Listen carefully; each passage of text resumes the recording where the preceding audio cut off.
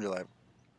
Hey, everybody, and welcome to the 54th week of the Free Assange Vigil. Joining me as a co host today, I have, as always, Steve Poikinen with me. We are joined by Nikki and hopefully soon Victor. But first, just to kind of break down some numbers, it is day 3,511 of the illegal and arbitrary detention of Julian Assange. It is day 464 since the WikiLeaks publisher was trafficked from the Ecuadorian embassy to Belmarsh prison following a $4.2 billion IMF loan to Ecuador. It is 51 days until the second phase of Julian Assange's show trial and extraordinary rendition hearing. It is 1,141 days of incarceration for Reality Winner. But in some good news, it is day 127 of Chelsea Manning's freedom. And real quick on that note, Chelsea Manning has started streaming on Twitch again. I'm going to put the link in the chat for everybody. She did put up a new regular streaming schedule. So if you could just go over there and show her some love, hop on, subscribe to her on Twitch. It's a great way to show support and a way to say thank you to her. But with that, how are you today, Steve? I'm doing all right, man. I woke up late because I started rereading Cypherpunks like a couple of nights ago, and I've been coming home just completely like annihilated from work all week this week. So I get about 15 pages into it, and then I pass out, and I wake up several hours later, and like the book is still in my hand. So I read again until I pass back out. But yeah, I woke up and I looked at my phone and I was like, oh fuck, I turned off my alarm and went right back to sleep again. Better wake up and start coffee now. And so I did, and now I'm here, and so is Victor, and that's phenomenal. I'm stoked for that. I really enjoyed the vigil the last time the two of you were on. Victor, we did take your advice. We stopped using the language of our oppressors, and we have not used the word extradition in relation to Julian Assange since. We are trying to get other people to jump on board to call this a rendition hearing and show trial or a slow-moving broad daylight kidnapping.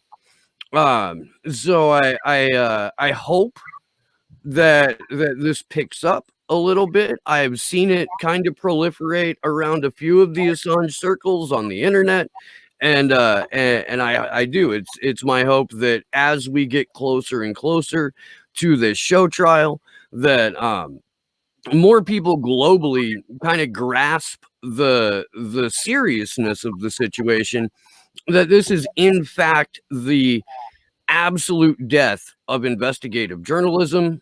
Are we, if we go through, or if the Five Eyes are allowed to go through with this kidnapping?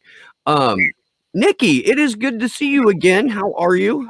Good to see you. And Victor, I'm also delighted to see you. How are you doing today, sir? Very well, thank you. Can you hear me? Can hear you just fine. Okay, glad to be here. Your video seems to be frozen, but Yes, I can hear you. Yes, it appears to be so. You maybe hop out and hop back in. I don't know. Depends on whether you might be, if you're using a VPN, it might slow it down a little bit. No VPN. Okay. Real quick, guys, Action for Assange is trying to get back to Washington, D.C. In order to do that, we have a GoFundMe up. Just yesterday, we were able to. There you are. Am I moving? You are. Okay. Kick that one. And just yesterday, we were able to put the deposit down on our lodgings in DC, and it wiped us out. The entire GoFundMe is gone. What do you mean? So we have about 51 days to raise just under $7,000, and we are scared shitless. So we need your help. We need you to, if you have donated before, please donate again. If you can't donate, please share that link, because at this point we're the entire U.S. presence for the Free Assange movement in protest. So we need your help. We need your physical support in Washington, D.C. as well. If you are anywhere near the nation's capital, this is a 3-week hearing. So at any point in those 3 weeks, if you can get your narrow or ample behind to Washington, D.C., please do that. And we would love to see you there. Yes. That's my fundraising pitch for the morning. I know Josh is going to yell at me if we have it here. I'm going to give this pitch like 3 more times throughout the broadcast today. But, you know, for now, I'm done. And so we generally put out a call to action every week. But MEB and her group over at Wise Up Action have been doing an awesome job putting out actions, getting people inspired, doing a lot of work on the ground in London. So this week, as opposed to putting out our own, we're just pointing people back to her website and her action page to get kind of just familiar with what she does. So I'm going to put that link in the chat for everybody today. And this is just her ideas for action list. But I do recommend just going through her website because she has a lot of awesome information up there. Okay. But so before the stream, actually, we were talking, Nikki, about just the state of where the cases and the possible situations going into September that we're facing.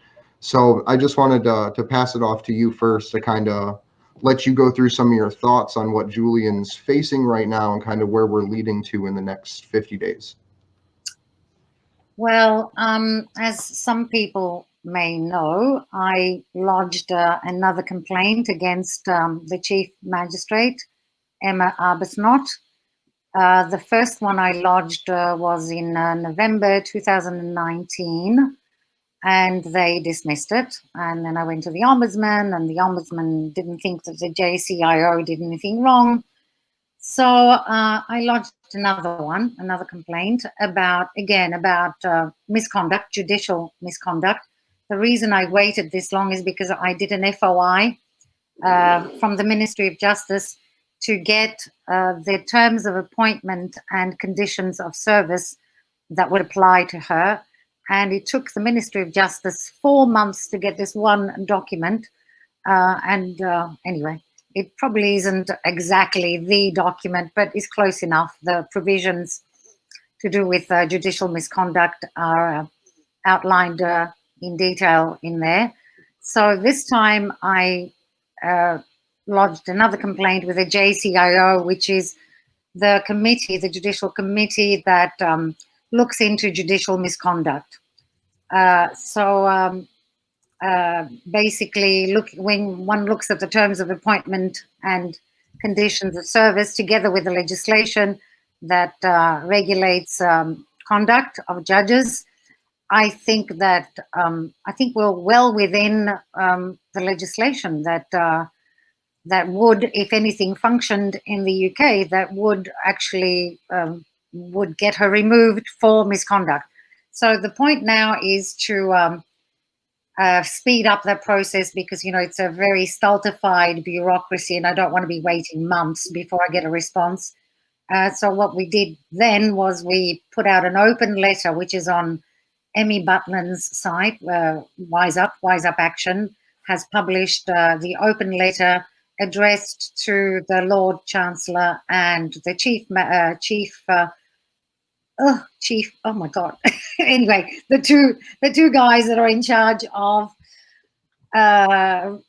this problem of judicial misconduct. So it's trying to get fast track a process that should have happened a long time ago.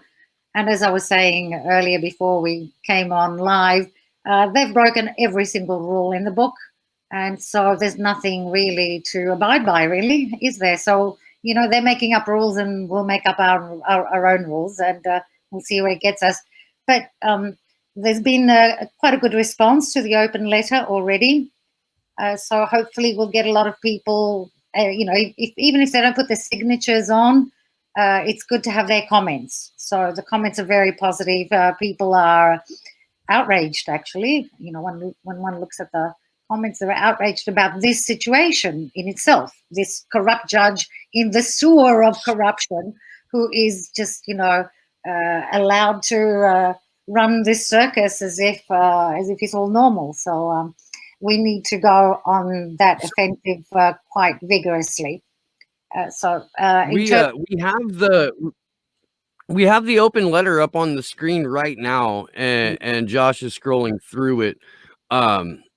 If there is a particular paragraph or section you would like us to highlight, please let us know, and we'll focus on that for a moment, and we can go through it. The open letter is a summary of the complaint. The complaint was attached because the open letter refers to it. So in the interest of transparency... Well, I meant the complaint. I'm sorry. No, that's fine. And what you've got is the open letter, so it's not the full complaint. But I'm going to try and see it. I'm not seeing it for some reason. Let me see if I can... Why can't I see what you're scrolling down on?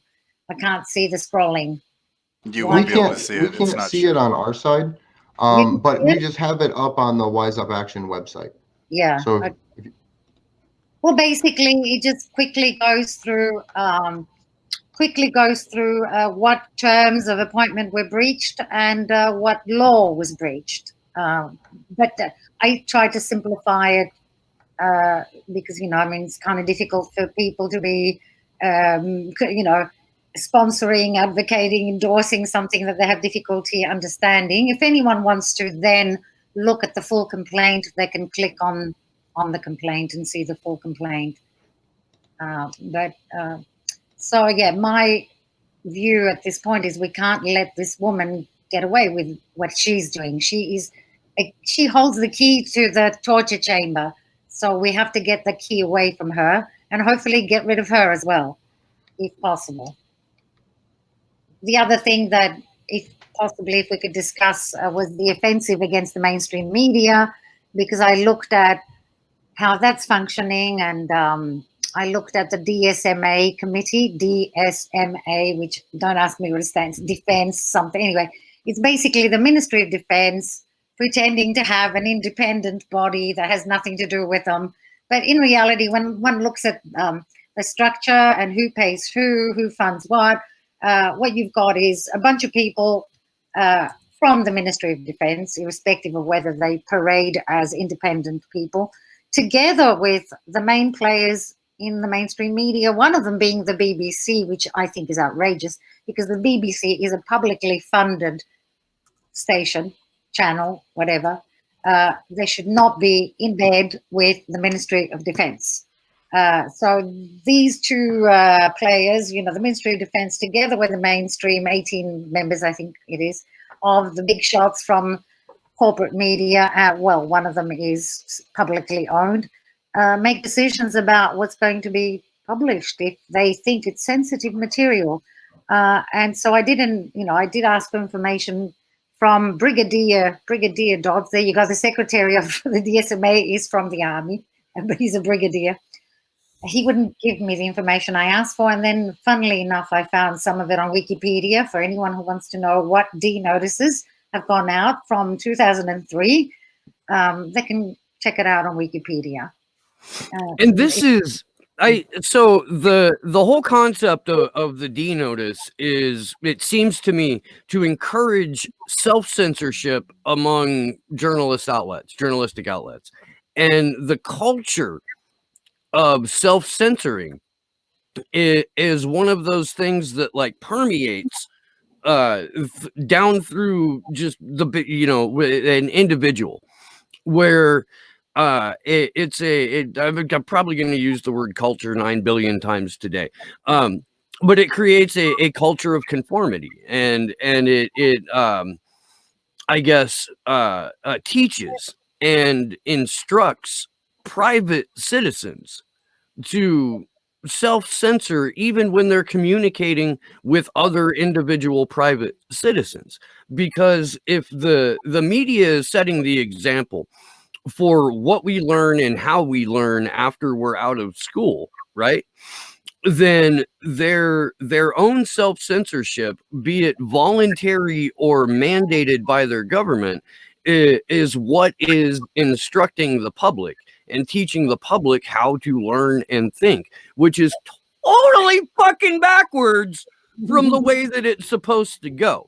Like, we're supposed to have access to primary source documentation and first-person accounts of what went down, and then we're supposed to be able to digest that information and process it in a way that it doesn't have outside spin influencing the way that we think about it. Go ahead. No, I was just going to say they prefer for us to find things out 45 years later, like the palace letters, the Queen sacking Whitlam in Australia. Because what are we going to do about it now? I mean, the Queen was instrumental. They were trying to keep those palace papers or letters, the palace letters secret. Even now they tried to, because, you know, she's supposedly not a political person. And one reason she said she couldn't get involved in the Assange case is because she's not a political person. But she's very political when she wanted to sack an elected prime minister in 1975. And she did. So this information just came out. What are we supposed to do with information that comes out 45 years later? What can we fix? What can we fix 45 years later? They destroyed the country for 45 years. Right. 45 years later, while the other issues of the country are so massive that seems like, who cares about something that happened back in the 70s? Yeah, we care, but what can we do about it? Nothing. Right. We could do about it. And so, you know, going back to DSMA, the DSMA system exists in Australia, and it's even worse. It's even worse because they can actually, they say they can expose the journalists who disobey could be exposed to criminal penalties. So it's even, you know, even stronger in Australia. And right now, you interviewed David McBride, so and I did watch some of that. And what they do is isolate the whistleblower from the journalist. They go after the whistleblower first, and then they go, I mean, this is the modus operandum. So divide and conquer. And once they get, if they get David McBride, then they'll definitely go after the journalist, and then you know, it'll just keep getting worse. But what I'm saying is that, you know, we're in a stage now where we are pre out in your face fascism, okay, like terrorist fascism. But I think we are already in fascism. You know, from the moment where there's no free press, and where the, you know, once a derelict type of corrupt government has the media and the courts in their pockets, we're already not in democracy, and we're already well on the way to the open in your face terroristic type of fascism. So if we're not in it already, we're not far from it. So I would say here in the U.S., we're already there. We have mass videos of police officers going around smashing storefronts, lighting cars on fire, rolling up and grabbing people off the fucking street and throwing them into a goddamn unmarked rental van. Yeah, I think so too. Yeah, I think the state is confirmed. Yes. Yeah. In Cincinnati, which is about 4 hours south of me, they rounded up a little over 100 people and put them in an open air courtyard and kept them there for 10 hours with no food, no water, no shelter. So the level that our government is going at this point is just needs to be turned around, and it's institutions like WikiLeaks and people like Julian that put themselves in personally detrimental positions to be able to broadcast to the world, hey, this is happening. So the fact that while all of these other things are going on, the free press is literally just getting ground now to not even having an illusion anymore is it's scary. It is very scary. You know, people need to open history books. You know, it's not the first time. This is actually exactly the way it happened. This is straight from the manual of fascism. So it's we still have time to stop it, but for some reason people are just, you know, hoping. That's why I hate the word hope. They're hoping it'll go away. Superman will fly in, Batman, Robin, I don't know. Some Marvel character from Hollywood's going to come and fix this. Well, my grandpa used to say you can hope in one hand and shit in the other and see which one fills up fastest. Yeah. Well, yeah. No, we've got to get out of this, this shocks. We are massively in a state of shock. And so we don't want to deal with the reality because it's getting uglier and uglier all the time. But if we don't deal with reality today, as ugly as it is, it will get uglier more than what anybody can imagine, because now they've got more technology, at least in Hitler's day, they didn't have all of the tools to be able to cause even more damage than what they did. They managed to kill more than 50 million people in 5 years. Well, imagine with the technology they have now, what they could do. A lot more people could die, and not just die, just live miserably. I mean, if you're going to be that miserable, maybe it's better to be dead. I don't know how bad they can make things for people, how miserable their lives could be. So, yeah, I think that one of the actions that we do when it comes to Julian is not, is connecting war with Julian, because if you're anti-war, you have to defend Julian. You cannot be, they're not separate issues. It's the same issue. And I cannot understand how millions of people went marching against war. Those same millions of people should be marching or doing something, anything to defend Julian, because the two are they're connected, totally intimately connected. The same goes for anyone who is against rape, or these women that were screaming that he was a rapist, which he wasn't, and he isn't, and he never will be. So, the rape victims during war, it's incredible. These women that were supposedly against rape with Julian and have no problem with the Epstein rapists. And they, a lot of them are in power. So there's a lot of disconnected minds. I don't know how they're thinking about this. It's all, for me, Julian is connected to all of that corruption, war, whatever you like, all of that mayhem that we are forced to witness right now. And some of us are moving ahead to knock these their actions down, but we need more people. That's a reality. We need more. We need to grow our army. That's what we need, because they're united and we're not. Victor, I would love to hear your thoughts on that. Oh, you're muted. I'm sorry. I've got this theory that basically the psychopaths or sociopaths are in power roughly around in every single Western country. It's not a matter of politics, left or right. It's a problem of a certain type of people with a certain type of mindset that have taken advantage of, I don't know what, perhaps a confusion of the aftermath of the fall of the socialism or communism in the Eastern countries. Whatever happened, slowly but certainly they took power in most of the fields, be it cultural, media, and political field. So you don't fight against those kind of people the same way as you fight against a political enemy, someone who is who doesn't share your political opinions, but who has a right mind. I think we're dealing with people who are pretty sick in their heads. Something's wrong with them, be they on the left or supposedly on the left or on the right. It's not a matter of political opinions, as far as I'm concerned. And what's interesting is that these letters that Nicki has been sending and the reactions that she's been receiving shows that these, what are they, bureaucrats, apparently are trying to save the day, refusing to do basically their job. I mean, what have they got? They've got nothing to gain in it. And what have they got against Julian Assange? Absolutely nothing. Maybe that they weren't even in office when all this started, you know. But yeah, they seem to be quite fine with the idea that no, they won't give the information, knowing perfectly well that they should be giving it. And if they were actually human beings, that they would actually be eager to give it, knowing exactly what's going on.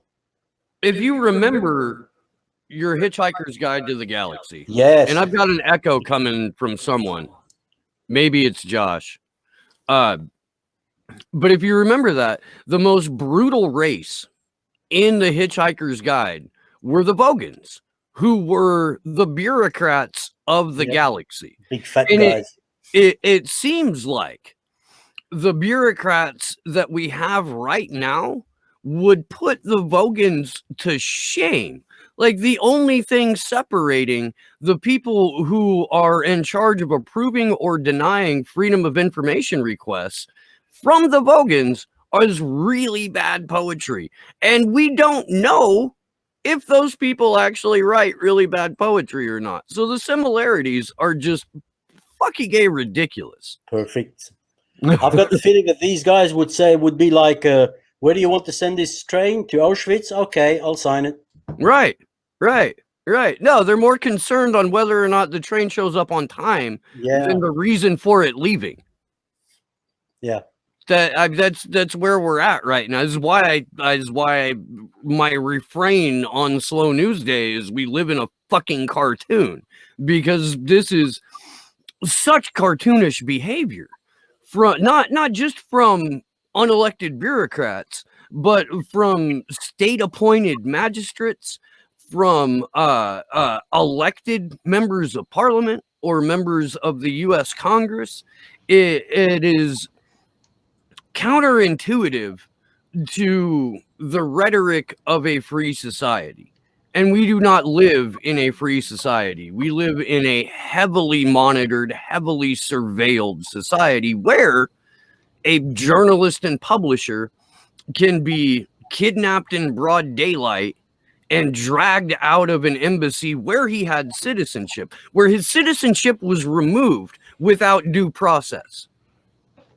And asylum was even worse. Yeah, asylum revoked without due process. Without due process, and not only revoked, but they handed him over to the person that was persecuting him. And that's the principle of non-refoulement. Totally in contradiction of international law governing refugees and asylees. You know, it's incredible. And the other, all of the other parties to that convention on refugees and asylum seekers, etc., all of the other parties said nothing at all.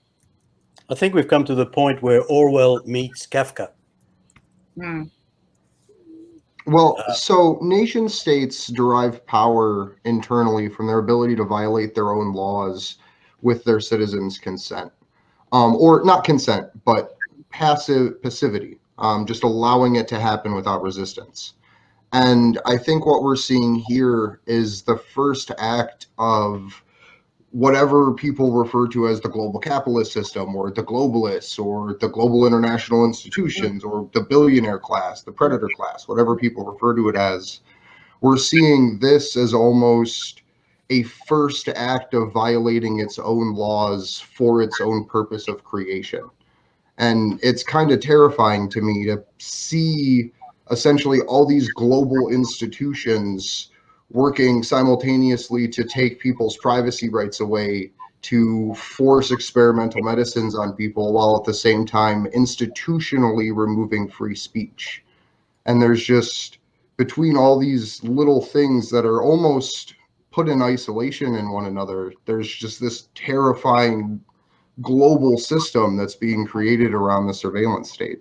So it's horrendous to see. And yeah, because they're paving the way to full-on fascism, because you can't have fascism from one day to the next. Well, sometimes you can, but usually what they do is they it creeps up on us, and it comes with a human face, the capitalism with a human face, because, fascism is just, an extreme of capitalism. We are in a class war. People don't want to hear about it, but we are in a war. Nobody oppresses somebody just for fun. if you're oppressing a class of people, it's because you're getting something out of it. You're benefiting. Otherwise, there's very few people that would do it just for fun. I'm sure they exist. That's why I don't like to necessarily analyze things from, a mental dysfunction point of view. I think that these people are functioning quite logically for what they want, for their own purposes, and they're getting what they want. The thing is that we have been, on our side, we have been dumbed down. That's the reality. We've been dumbed down. When I look at, for example, just the entertainment business, which has been a huge weapon to shape mentalities, shape consciousness, we're looking at, 2 decades of horror movies? Why is Hollywood producing so many horror movies? It's all about zombies. It's horror. It's autobiographic cartoons. No, but it's like it's supposed to be normal. This is normalizing a sick mind, do you know what I mean? These are sick minds that produce sick content, and this sick content has, there are children that were raised on this sick stuff, and they are adults now. As I was saying before, somebody on Twitter was saying, well, if you want to recruit more people, invent a game where you save Assange. I'm thinking, we're talking about a man's life. We're not going to play a game, invent a game so that we can, manipulate people through this game to save him. How crazy is that? So there's a lot of things to battle, and one of them is actually getting through all the rubbish towards reality, understanding what reality is. And reality, the source of it, the interpretation of it, is not going to come from the mainstream media or the mainstream entertainment business. As far as I'm concerned, all of these people are shaping a world where we stay in our place because we are not as good as they are. See, we don't deserve to smile in our lives, and we don't deserve to have a life. We're supposed to be good little workers. But yeah, I see it politically mainly because I think that they do have a lot to gain by repressing our civil liberties and exploiting as many of us as possible, even more, as much as possible. Yeah, one of the best ways I've heard it summed up is it's the predator class and the intelligence class versus the poor and the working class. That those are Carlin, St. the battle George. lines. Yeah. George Carlin had a rant a while back about the owners of the country, and he was talking specifically about the U.S., but I think this can be applied internationally, certainly within the West. Carlin said they want obedient workers, people just smart enough to run the machines and do the paperwork, and just dumb enough to passively accept all the increasingly shittier jobs with the shittier lower pay, with the longer hours, the reduced benefits, the end of overtime, and the vanishing pension that disappears the minute you go to collect it. And if they can stop eating, it's even better. Yeah. Yeah, absolutely. I try to work in like a George Carlin or a Bill Hicks rant and like every other vigil, not to just completely saturate it with it, but I think it's as my patron saints, George Carlin and Bill Hicks. I feel like I owe them a little bit of, I don't know, a genuflection, I guess, without actually dropping to my knees and bowing to them. I feel like a quote suffices. I'm not entirely sure. Maybe it doesn't. Maybe I should smoke something for either one of them. I think that what's happening is that we're what used to be called dissidents, but without the media support from the outside. A few months ago, I was with a bunch of friends, and we were arguing about what ex-USSR was about. I used to be a member of the French Communist Party in the 70s, 80s. So we were discussing that case, and people were talking about freedom and so forth and so on. And then all of a sudden, I realized that they were talking about cases, historical cases of people who had been punished for any reason. And all of a sudden, I realized, what the hell are you people talking about? How many of you, I was talking to my friends, know that I was fired from an American company. I had a very good job as an international consultant. It took them 15 minutes to fire me because I was doing privately solidarity with Cuba. I said, hell, hold on a minute. If I had, I don't know, a kind of anti-CNN, if they had come to my place and covered my story with cameras and so on, I could have been the perfect dissident for those media. And I think we just don't realize that we're starting slowly and more living exactly what those people that were tagged as heroes at that time in other places, well, it's actually happening to us. I often say when the Berlin Wall fell, Stalinism took a step to the west, took advantage of the fall of the wall and said, "Oh, this looks like a nice place. I'll just walk over there and see what I can do." And slowly, actually, I've been. I had a conversation with the Vice Minister of China a year ago. He was on a tour in France, and he wanted to interview people from the alternative media. I don't know exactly why. And we had a discussion. And he asked me, how would you qualify yourself? As a journalist? I said, no, as a publisher of a Dasibao. Dasibao was he didn't appreciate that. I think I made a cultural mistake. But anyhow. And then I said, as a dissident. But I was saying a joke, more or less as a joke. But then I didn't even realize that I had been actually victimized because of my political opinions. And I have been blacklisted. I used to be, as I said, a consultant, but I lost all my customers one by one when my name started to appear on the internet and so forth and so on. I was very good at my job, but who cares about the job, apparently, if your political opinions are in dissent. A dozen years ago this week, I was fired from my job, which was writing for The Nation. And I was fired by Chris Hayes. Himself. Who was the politics editor at The Nation at the time. They had an election blog team, which was the first of its kind for that particular election season. It had been done on other websites before, people who just kind of kept up to, but this was the first time an established magazine had a blog team for the Democratic primary. And I had written a piece called Barack Obama, Reagan with a Tan. And the Nation was not trying to push that narrative. So I wasn't so much fired as I was invited to be successful elsewhere. And then the Nation proceeded to remove everything that I had written from them.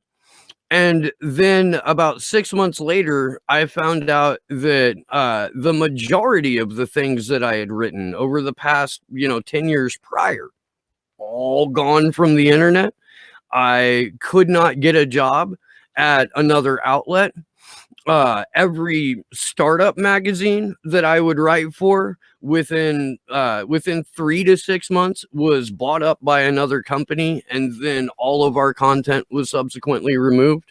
It was a frustrating process, to say the least. I had basically quit writing as a result of it. Now I scream on camera.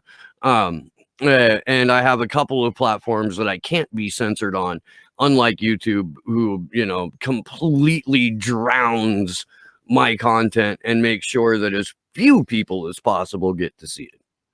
Right. So yesterday, and this is going to sound a little ridiculous, but this just goes to the larger censorship, right? If you scroll through YouTube, you can find the most ridiculous kinds of things, right? Like a guy playing a rubber chicken to songs, like singing them with them, essentially, like just ridiculous stuff.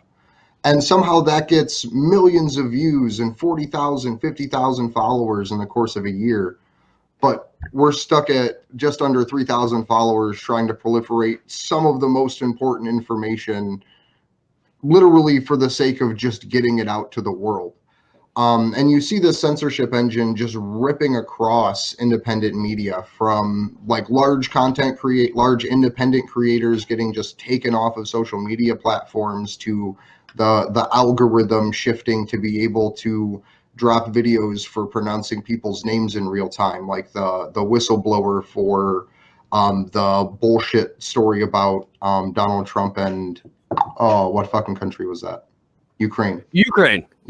Sorry. Yeah, you have to say, like, or Burma says Erica Caramello Bar. Yeah. Because you can't say his name because they'll fucking remove your channel. And this major video content that Burma's ever had removed was a video where he showed Louis goddamn Gomer saying the guy's name. And it because goes as Louis far as Gomer said his name on camera and Burmas didn't say it in his live stream, they removed the video entirely. You didn't go after Louis Gomer. and they went even after the removed content the creator. C-SPAN footage of Ron Paul asking, I is aired this that. person, that they were removing that footage, C-SPAN footage of our elected officials from YouTube because they said this name. So I was wondering, Victor, if you could talk a little bit about the state of censorship and kind of how you feel the direction that all that's moving. Well, I don't know if you guys heard about it, but last week there was a massive leak called the Blue Leaks. Yeah. Have you heard about it? And apparently Twitter was censoring any reference, even links tweeted, were apparently deleting them online and quasi instantaneously. I think we've reached new levels. Oh, now, no, Twitter got hacked the other day. Yeah, I heard and about all that. of the blue checks went down, and an image started circulating of Twitter's moderator's screen, and it had a little button on it that said trends blacklist. And it basically, the way that Kim.com described it is that there is a God mode for Twitter where anyone who has access to this particular panel can censor, remove, or blacklist accounts that share information in real time.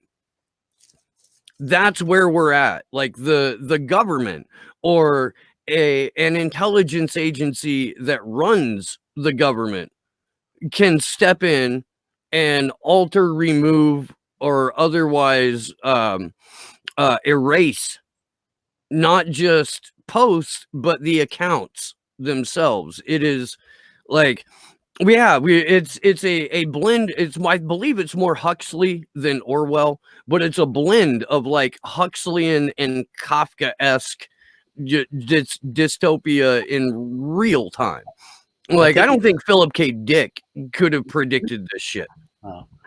I think it's Pasolini that said that fascism will return under the guise of anti-fascism. Yeah. And I feel it really in my guts that that's what's happening. I mean, the people who advocate themselves, I mean, I've been censored, I've been attacked. You said you've been attacked also, but do you ever advocate any hate speech? Have you ever advocated any violence? I haven't. No. I love debating with the other side. I'm very polite with any contradictor. I like the intellectual exercise. There's not many questions that are taboo for me. And I really appreciate a good conversation and a good debate. And I don't drink anymore, Victor, but I would definitely drink some wine and play chess with you for like a month. Yeah, well, I'm not a very good chess player. Excellent. Well, that's helpful. So the problem becomes when you have that type of intellectual debate and you put thinking at the forefront of what society is supposed to be about, it creates this problem where the leaders can't control people as well. You know, recently I have a good friend of mine, which is called Etienne Chouard, which is you could say he's more or less one of the intellectual leader of the Yellow Vests, right? And during an interview, he was questioned about the concentration camps, the existence. And he's basically said, well, I'm a philosopher. I don't know nothing about that. I don't feel entitled to express any opinion, right? He gave an intellectual response to a political question. a political question. So he was actually dragged 2 or 3 days ago. He had to go to the police because apparently someone filed a complaint against him for negation. We call it, how would you translate that, Nicki, into French? Negationism. Negationism. You know, there are actually laws in France that forbid any denial or even questioning of historical facts. So it seems strange to me. I mean, that questions, I think that questions the, in my mind, if you come to the point where you have to vote, have a law that prohibits someone to question historical facts, mainly the Holocaust, that questions the educational system, not the people who are stupidly denying facts. I mean, what kind of society is scared of weirdos? There are people who say that they've been abducted by aliens. Well, so what? There are actually people who think that your future is decided by the date of your birth. Other people think the world is flat. And those Holocaust deniers, I just tend to put them in the same category. What the fuck do I care what they think? And there are only a handful of them. And, you know, only not so many. So the fear, the incapacity to respond intelligently with culture, with education to those kind of people, I think it says it all. I mean, if a society as a whole is afraid of a bunch of weirdos, that says it all. Can you imagine how afraid they would be in front of a bunch of intelligent people?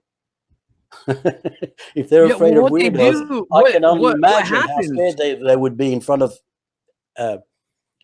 people who know what they're talking about. What happens when you get people who are afraid of weirdos, who encounter intelligent people, their first reaction is to lump them in with those weirdos. Where I've mentioned this before, but if we were to go down to our local coffee shop, assuming they would let us in and sit down, which is not the case in California at the moment, but for the purposes of this intellectual exercise, let's say we are allowed to go into a coffee shop and there are other people there and it's relatively busy, and you took your laptop and you opened it up and you went to the CIA's own website and you started reading off the declassified information that the CIA themselves has put on their website. People would still say, "You are a tinfoil hat wearing motherfucker. I don't believe you." And it's not me who is saying this. It is the CIA who has declassified their own material. But people are so hardwired to shout conspiracy theorist at everything that that contradicts the narrative that they have heard from their preferred media bubble outlet, that even something like pulling up the CIA's own website and allowing people to read that information will make them short out in their brain, and they will immediately label you a conspiracy theorist for sharing this information. Well, look how the people reacted to the leaks of WikiLeaks. Classified crimes. They only hear classified. Yeah. I mean, who doesn't classify his crime if he can? What a wonderful world, as I always say, what a wonderful world where criminals can classify the proof of their crimes. Mm. I would classify any proof of my crime. Yeah. Yeah, right. Does that make me a good person? No. So what are we talking about? And people only hear classified because apparently that's the thing that counts, because they've got that bureaucratic mentality where, oh, you did something wrong. You published a classified document. No, WikiLeaks published proofs of crime that happened to be classified, but that's just a detail. Yeah. But I was going to say, well, you can't classify crimes, but the reason why people talk about only listen to half of the sentence is because they've been taught to do that. And the mainstream, our biggest enemy in this fight is the mainstream media. And instead of us chopping them down to size, we're begging them to tell the truth when we know they will not tell the truth. So our strategy from our side is flawed. We are trying to make friends with a Our enemies. terrible enemy. Well, they're not our friends. They will not be our friends. And I think that we need to expose them rather than to keep begging them to do the right thing when there's no way they will do it. If they were going to do the right thing, they would have done it over the last 10 years. It's not now that they're going to suddenly see the light. So we need to identify our enemies. And I think that, people are not, as much as they have been dumbed down through, misinformation or lack of information, people can still, work intelligently. And that's why they have to obliterate WikiLeaks, because people's minds will be able to work again once they are able to see the source documents and see the facts. They will eventually again start to put the puzzle together the way it should be put together. The pieces will fit. But the reason they don't want us to have immediate access to truth and knowledge is because they're terrified of us being able to think. They know we can think, as much as they've been trying to obliterate our minds and to dehumanize us as well. I was talking with Emmy actually about this yesterday, and we're talking about how they've dehumanized Julian. And I said, well, they haven't only dehumanized Julian, they've dehumanized all of us. Because if we were not dehumanized, we would not be watching this as if we're watching a game on TV. So they have also robbed us of our capacities, our human capacities, our humanity. They've taken that from us as well, not just from him. So it's not just, obviously not just political, it's also very philosophical. But we need to see what they did to us as well. That's why it's something that we should take personally as well, not just, oh, what happened. This is something that is discussed. Yeah, go on. Discussed in cypherpunks, where they talk about the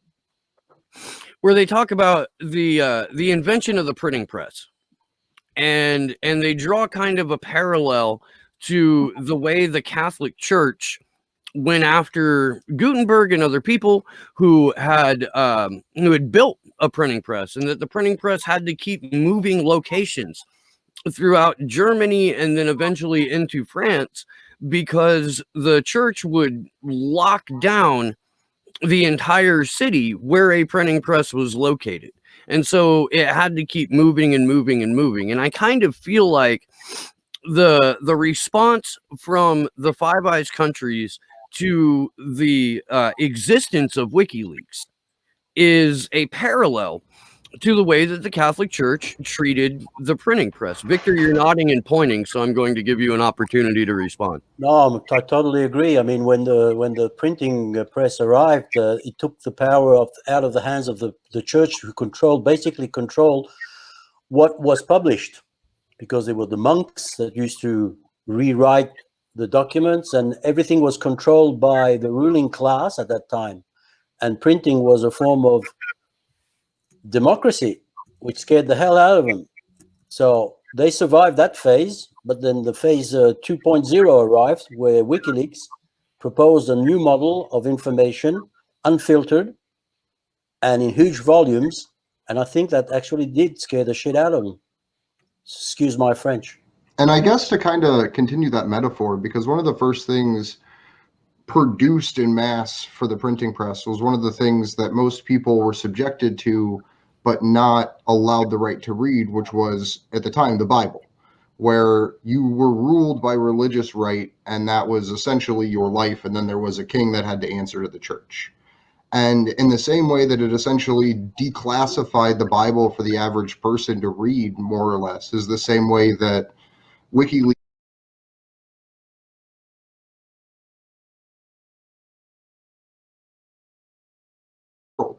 essentially. And so I think that's probably one of the best metaphors for where we're at relative to previous positions in history, when we just have to hope that as a collective group that our ability to harness the larger scale of technology can happen faster than the people who seek to control the world with it. Credit goes to Jeremy Zimmerman for putting that concept into the public consciousness. And that's a guy that I would love to be able to get onto a vigil. So if anyone at all has contact information for Jeremy Zimmerman, please let him know that we would really like to talk to him. I know the guy. Me too. Yeah? Yeah. Yeah. Get him on the show. Okay. You can all come back. We'll have a big fucking virtual picnic. Hold your beer. I'll ask him. All right. I've managed to hold my beer for almost 4 years now by not drinking any. The world is a better place for that too. By the way, it is. No one wants to see me drunk. I promise. Stoned? Oh, that's a completely different animal. So here in France, some good news.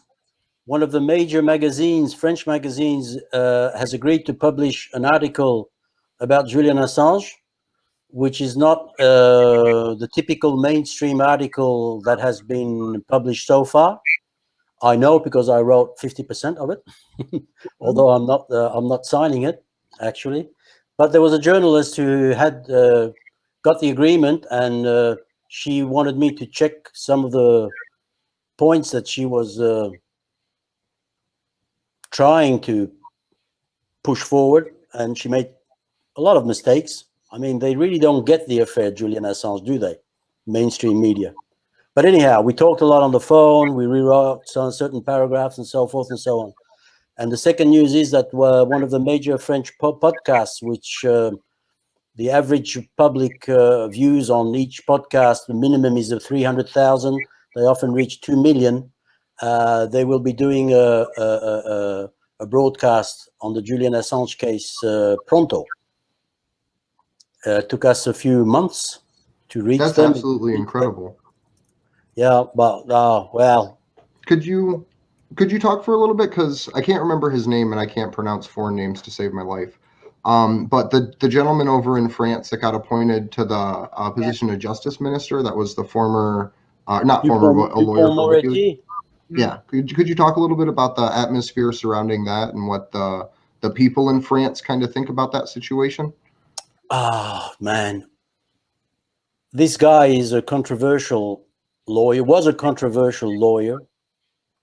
He was a declared hater of whistleblowers, but he was a friend of the president. So apparently, I'm walking on thin ice here. Apparently, someone thought it would be a good idea to appoint him to defend Julian Assange in France. He made a few interventions that I listened to that were quite good. He caught up with the case pretty quick. Things he said were correct. But then all of a sudden he's nominated Minister of Justice, and we haven't heard about the case. He was supposed to defend the political asylum request of Julian Assange to France. But we haven't heard anything about that case. As often with the legal team around Julian Assange, things just seem to disappear in thin air. Now that he's a minister, well, he's not allowed to be a lawyer. He can't do both at the same time. So everyone's speculating on what he will do, if he actually even remembers that he was once the lawyer of Julian Assange. I don't know. These guys are very political and controversial figures. They write a lot of books. They participate in shows. I haven't got the faintest idea. Hopefully, I'm hoping that he wasn't too hypocritical when he was defending Julian Assange, and he would actually do something. Although I must say that whatever the issue of that case, I don't think it would change very much, because people are all are all hyped up with the idea that France could grant political asylum to Julian Assange. I say, what the hell does that change? I mean, Ecuador granted political asylum to Julian Assange, and look what happened to him. So the problem is not France granting political asylum. The problem is England letting him go to eventually come to France. I mean, okay.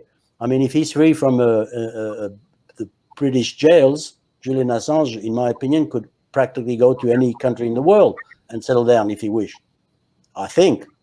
So I don't know, really. I've heard a lot of contradictions. People keep some hope. I don't believe that anything will come out of Dupond-Moretti. Do you think we could do you think a coordinated international campaign to contact him in some way and ask him to make some kind of change or statement? Actually, we've even been thinking about going to the Ministry of Justice and with our banners and reminding the guy that, and see if he kicks us out, the ex-lawyer of Julian Assange, if he kicks out the militants defending Julian Assange in front of his building. But it's summer, and in France, summer is sacred, and nothing happens in France in summer. So wait and see. I don't know. I never really trusted the guy. He gave me a good impression when he first started talking about the case. I saw him contradict some journalists during interviews in a good way. But then there are certain dark areas in, you know, as I said, he expressed his opinions against whistleblowers and against dissidents in general. He's not a progressive, but something that he himself admitted, he's not a progressive, but whatever one thinks about Julian Assange, does he actually deserve 175 years in prison? And his answer was certainly no. So now that he's a minister, I don't know. I have got no idea. And I don't think anyone really has. Well, I would love to help coordinate a digital campaign alongside of whatever physical campaign that you would like to do, because that's something that I feel like we do rather well here in being able to get at least strategically placed communications to people. So we might be able to help out with something like that. But yeah, thank you for that insight, by the way, because that's something that I didn't really know too much about that in particular. So thank you. Okay, well, he doesn't have a very good opinion amongst the progressive in France. This lawyer I'm talking about, ex-lawyer, because he's defended some politicians who were evidently corrupt and managed to get them off the hook. So from that point of view, he's a good lawyer. Okay, but then again, getting off the hook a corrupted politician in France, that's not a major achievement. I mean. Yeah, I think there's a vast difference between good lawyer and good person, and that's just based off the lawyers I've had an interaction with. I do know lawyers who are good people, but that's they're much fewer and further between than lawyers who are, you know, bottom feeding scumfucks. No offense, Nicki. I don't count you in that category. I don't. Well, with Dupond-Moretti, the problem is that he is privy to privileged information. They've had meetings, you know, he knows. Let's hope he will act ethically, but nobody will be able to find out if he does or doesn't. But he has, as his lawyer, has had access to legally privileged information. So, and it seems like people, you know, people near Julian get promoted out of the way. Amal got an award as well recently, Amal Clooney. I forget what award she got, but yeah. So if they can't get him out of the way, I think well, I don't know, I don't know exactly what went down there for him to get this position, but, you know. It's called the Get Out of the Way Award. Yeah. It's called bribery, right? You know, the real word is bribery. But anyway, let's just, in any case, they spied on him for so long and they stole all his documents. So there's probably nothing new that they gave to Dupond-Moretti. That, you know, they probably already know what it is. that was discussed with Dupont-Moretti. We'll see what he does. But like you, I don't have great. I'm not inspired by confidence. Yeah. Out of all the people they could have picked, why him? And let's not forget they spent billions on trying to corner Julian. You know, it's not like he's a nobody over the last decade. How much have they spent all together? 10 billion was just with Ecuador with that IMF loan and all the other little perks. I think all of that was 10 billion US dollars. I mean, back in like 2011 or 2012, there were no less than 100,000 people out of GCHQ alone that were part of their WikiLeaks task force. We don't have numbers for what the WikiLeaks task force in the US was, but it was multi-agency coordinated. It was, FBI, CIA, NSA, they all had their own little task force to go after Julian. The amount of money they spent on surveillance alone at the Ecuadorian embassy was in the tens of millions of dollars, if not hundreds of millions of dollars. Go ahead. I think the policing, if I'm not wrong, the policing on its own outside the embassy up until 2015, I think, if I'm not wrong, was about 13 million pounds. It's enormous when you think about the enormous cost. If somebody calculated the total cost just to get one guy, what are they thinking? I mean, how much more dangerous is he to them? And it's not that obvious really to all of us. But I mean, it's a fortune. It's I don't know what the total cost is, but it's not peanuts, So, and they did. I would imagine that it would be able to end homelessness globally a handful of times over with enough left to provide universal health care for years. And then if you think about how much has been spent on paid propaganda against WikiLeaks, if you add that into the total, I mean, we're talking about more tens of millions of dollars in paying off journalists to write hit pieces like Luke fucking Harding, who still to this day, that article that he wrote on The Guardian, that absolute fabrication, a complete piece of fiction about Paul Manafort visiting Julian Assange in the embassy, still up to this day. No retraction has been issued. No corrections have been made. People are walking around believing this shit. That's why we have to expose the DSMA system. The members on that committee from the media and from the Ministry of Defense, and we have to expose them to the point where people understand that none of those committee members from the media can be trusted with anything that could come close to what we would call information. It's at best misinformation. People should not waste their time or money on any of those committee members from the media. It's time for us to fight back. And the only way we can fight back is with truth. We don't have guns. The only thing we have is truth. I have guns. Oh, you have guns. Okay. I probably shoot the wrong person. No, you know what? Mostly I shoot bowling pins because bowling pins make the best target shooting you could possibly imagine because they're made out of maple.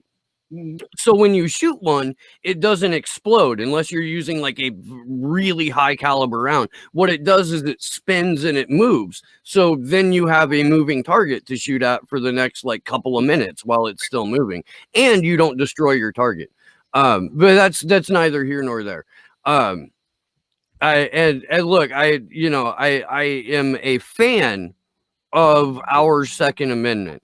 I am not one of those people who like hoards firearms or cuddles them before I go to bed or anything like that. It's not like it's a tool like any other tool that I own.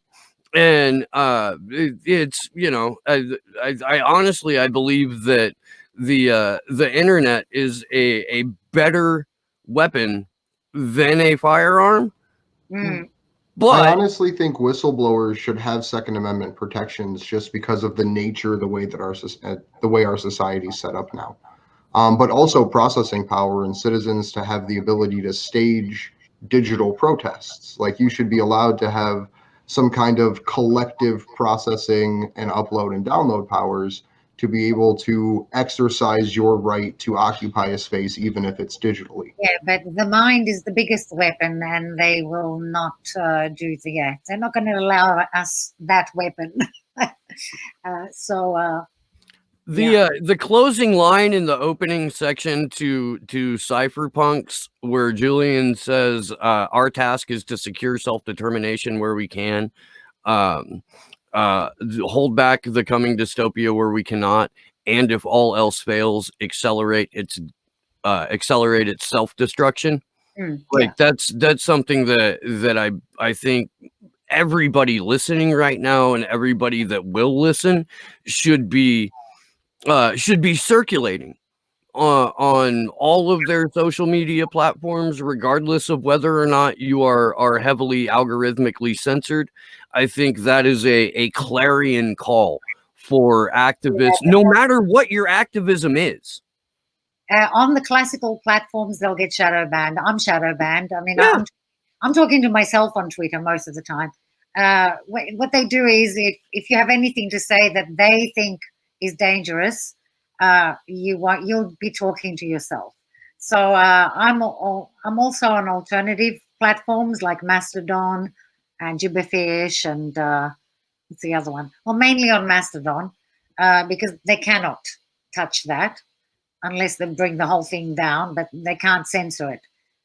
So we also need to we can stay on the classical platforms like Twitter, and there's no reason to close the door on Twitter and Facebook. Of course, most people on those platforms know they are constantly being spied on, right? I mean, I assume they know. But if they can stay on those platforms and also be active on other platforms like in the diaspora, what they call the diaspora, on the open source other platforms like Mastodon, which is like Twitter. In fact, it's better than Twitter, and nobody can censor you. There's more of a discourse. Of course, there's more crazies also on those open platforms, but it's okay. We're smart. If I see a crazy, I block him. I don't need Mr. Twitter to block somebody for me. Well, a scary thing here in the U.S., Mike Pompeo actually has taken up a personal campaign attacking TikTok, which is a large alternative social media platform, which most people even watching this are probably like, what the fuck is TikTok? Like, why do I even care? But it's literally one of the largest social media platforms in the world. It's what most of the kids use nowadays, kind of thing. Jesus Christ, you said that, didn't you? Right. But essentially what the U.S. government at the spearhead of Mike Pompeo is trying to do is directly be able to remove a social media platform and lay the legal framework, and are doing it in this public way, blaming it on Chinese surveillance and interference, which may or may not be the case. It's totally the case. They'll call it a hostile intelligence service. Everything will be hostile intelligence, foreign hostile intelligence service. This is Mike's law. Well, what it's doing is it's going to start it's going to lay the legal framework for criminalizing certain aspects of social media.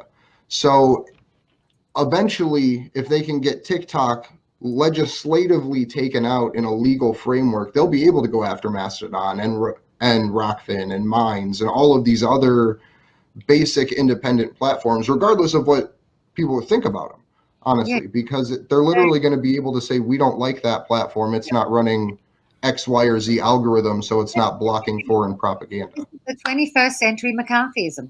Hey, Nikki, people in my chat are asking what your handle is on Mastodon.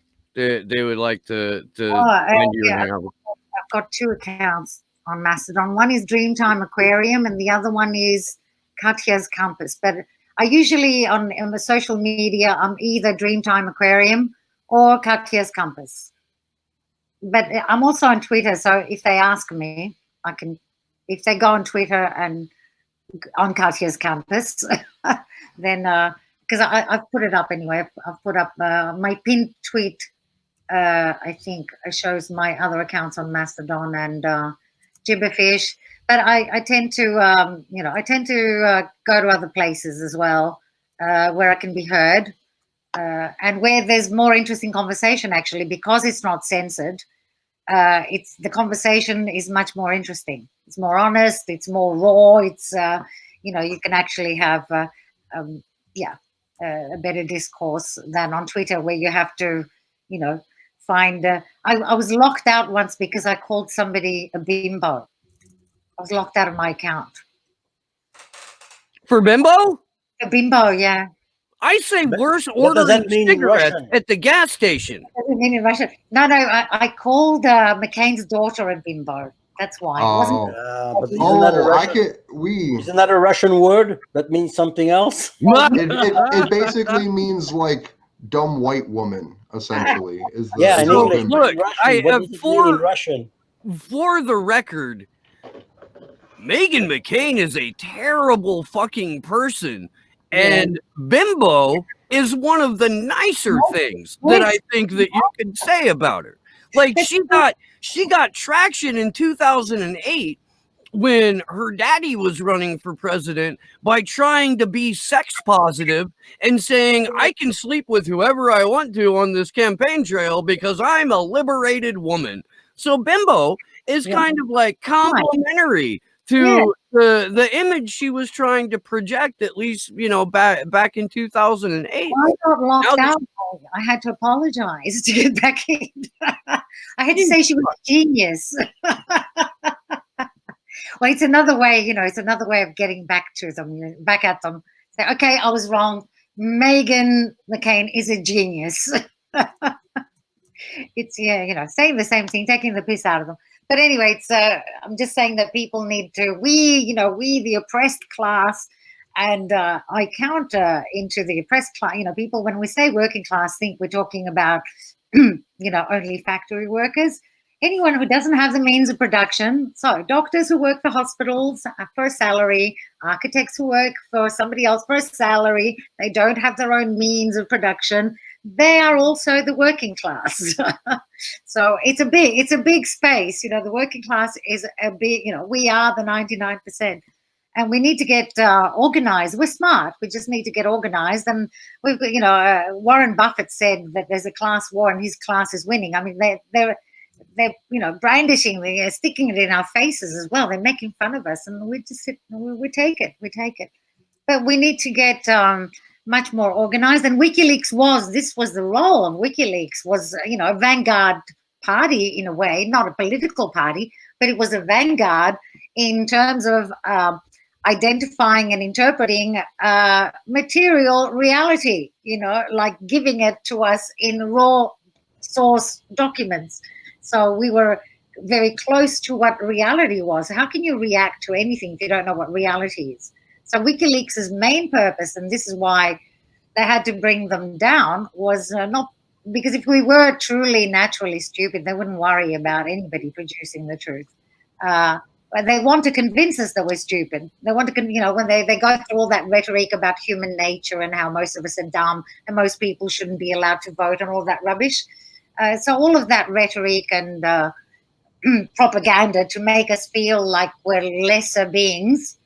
So that we stay in our place. This has been done so many times before, in historical times. At one stage, women were incapable of thinking.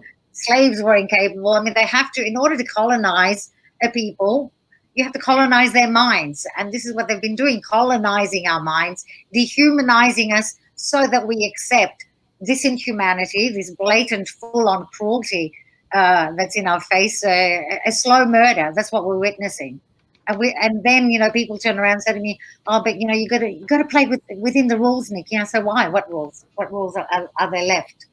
You know, which rules are standing still? Because I don't see any standing anymore." So one of the things, I think being organized is a very important thing, and it means a lot of different things to a lot of people when they say disorganized or decentralized and things like that. I think right now, one of the best things that people can do is be individually activated. And this is something that we've talked about a lot, the idea of decentralized activism, where it's organizing around an idea, but not necessarily around an institution or a person or anything like that. And it's literally just you and your friends going out and doing whatever activism you're comfortable with, or solely just yourself. And that's the basis of all activism, and then it just builds from there. But with sorry, yeah. but like in Australia, for example, they've managed to get so many city councils to speak out in favor of Julian. And that's one person generally going to that city council over and over and developing and cultivating those relationships with those people to do that. And not in a political way, but just in a like, hey, this is what I believe in, let me teach you about it kind of way. And even like the yellow ribbons movement, going around and just tying up trees with yellow ribbons and writing Julian's name on it, or Free Assange, and putting posters up and things like that. You break the mundanity of the world. Like when someone drives down the street and on a bridge it says "No more torture" hanging from a banner, and on the next one it says "Free Julian Assange." That makes a deep and long-lasting impact, because it'll probably be there 2 or 3 days, and then it'll get taken down by some authority paid by our tax dollars. And then when that person drives by that bridge again, they're like, "Where'd that no more torture sign go? Like, why'd they take that down?" And and in each of those interactions, it creates so much more of an impact, because on social media we talk to ourselves, but using like the rawest form of speech, which is just putting a sign up and walking away, it creates so many more individual interactions with that person. And then you can tailor it. Like here in the US, we have tons of veterans of foreign wars and American Legion outposts. Going there and putting up information about Julian is a way to reach those people. And there's still ways to get in contact with all these groups, even amid the lockdown, even without having to interact with them, but just strategically placed counter propaganda almost. Well, you know, they're stupid to put down banners, because that is so powerful. You know, that this is what we need to be exposing. When they try to shut us down, we have to expose that. So for me, you know, as a PR exercise on their side, it's totally stupid move to put down these banners. You know, most people wouldn't even notice them until you put them down. But what we can do is, we definitely would love to have the Veterans Against War on our side. They could do fantastic work. Those people should not only be defending Julian and WikiLeaks, they should be doing their utmost to stop recruitment. We want to stop new kids being slaughtered. It's interesting you say that, because the reason Eugene Debs was sent to prison was because he gave a speech trying to convince people not to sign up for the military. And this is 1918 when it happened. And ever since, like, speaking out against recruitment has been more or less criminalized. Now, we're fortunate in that we have spoken with Danny Shurson, who is a very prolific anti-war veteran and a very, very credible anti-war veteran. And the Veterans for Peace organization co-sponsored our actions in February and are doing so again. A couple of those gentlemen came down and stood with us the entire time that we were in DC.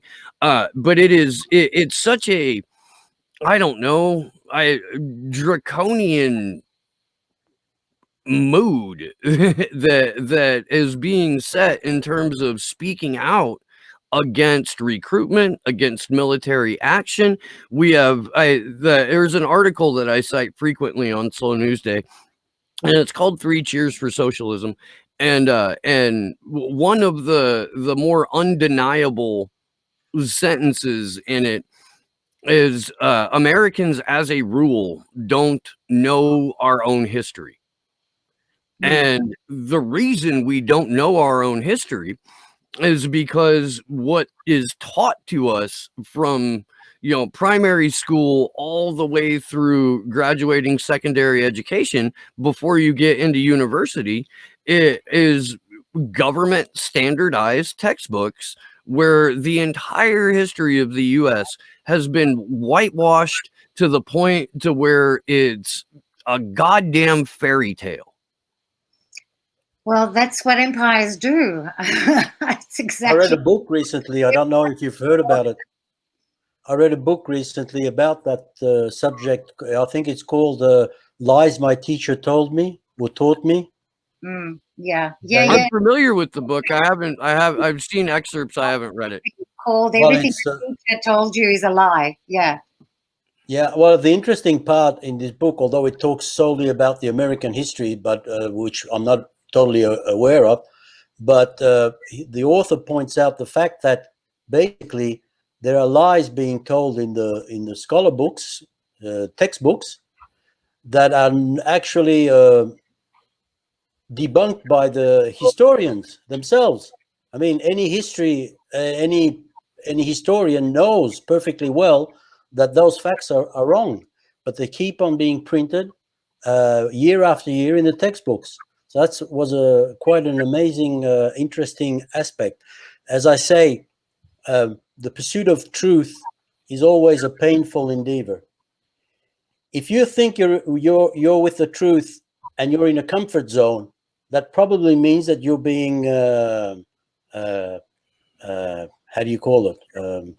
Propagandized. I mean, the truth is a painful operation. I can tell a lie in a fraction of a second, but to tell a truth, I would need time. I would need investigation. I would need thought. I would need knowledge. Truth is a slow and long process. Lie is instantaneous. So if you're in a comfort zone, then you're supposed to be in danger. If you think, I've always noticed that people who get their information solely from the mainstream media, when they talk to me about the world, they're actually talking about a world that doesn't exist. Thus, the difficulty to communicate with them. Because although we might share some of the same values, they actually view the status of the world in a completely different way than I. So you might say, well, Victor, you could be wrong. Yeah, but maybe I am. But anyhow, I've invested enormous amounts of time, enormous amounts of money. I've been to places. I've talked to thousands of people. I've interviewed people. I think I've got a pretty good idea of how the world works. Now, I might not have the truth, but I think I'm closer to the truth. And I think you never get really to the point of the truth. You can only hope to get closer to the truth. But debunking a lie is always an easier task than finding the truth, right?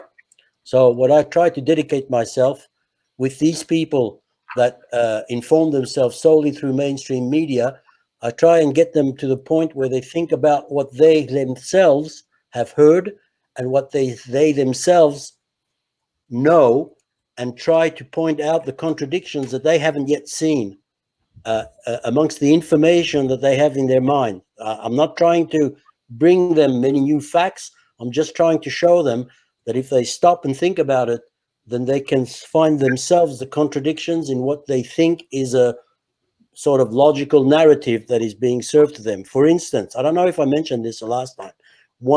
There's one anecdote that I point out that is always a great success. I remember in Syria, at the beginning of the Russian intervention, the Russians, one of the first military operations was to bombard a convoy of trucks conveying petrol for apparently ISIS. You remember that? They said there were 1,000 trucks, okay? A huge convoy. And then I asked the people, okay, you heard about that, right? And they say, yes. And said, did they tell you where those trucks were driving to? They were going somewhere, weren't they?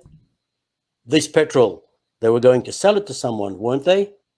I mean, why did the stories just stop brutally that the convoy was destroyed and no one was talking about where they were actually going, because apparently you don't send 1,000 trucks just roaming around in the desert. They had and then the people all of a sudden realized, yeah, I missed something. There's something missing in the information. I just stopped thinking about it, and that's what I call a shift in the narrative, a narrative rupture, if I may say so, where the mainstream media would start talking about a subject, then all of a sudden stop, where apparently any journalist worth a grain of salt, is that the expression, would go a step further. I mean, if I were talking about these trucks, I would say, well, they were going to supposedly to sell their petrol to someone. Who was the buyer? You know, you see what I mean? So I try to use what the people already know to try and make them understand where the cracks are in the story. And once I get my finger in the cracks, once I get the lies on the table, then I can try and restart, re-inform, or try again something else. But that's the main difficulty, that these people who inform themselves through mainstream media actually talk about a world that doesn't exist. So it's really hard to get through to them. It's a fascinating concept to think that there are multiple realities that people are living in every single day, and that is primarily related to where they choose to get their information from. And I've talked about the concept of the internet being Pandora's box before, and it really, like, the way that we have centralized the internet now with social media, and we've made these centralized hubs like Twitter and Facebook and Instagram being the primary source for where people find their news. It creates like bubbles of competing ideologies, but most of those competing ideologies are repeating the same narratives, but just from different angles. And very rarely do we get to see the actual truth come out in terms of reporting or articles being linked on these centralized hubs, because they're so frequently censored either by algorithm or by individual. And it really, I mean, people will say like, oh, that guy lives on another fucking planet, don't listen to him. Well, it's more or less true, because people are on individual spheres of knowledge, of information, whether it's correct or incorrect.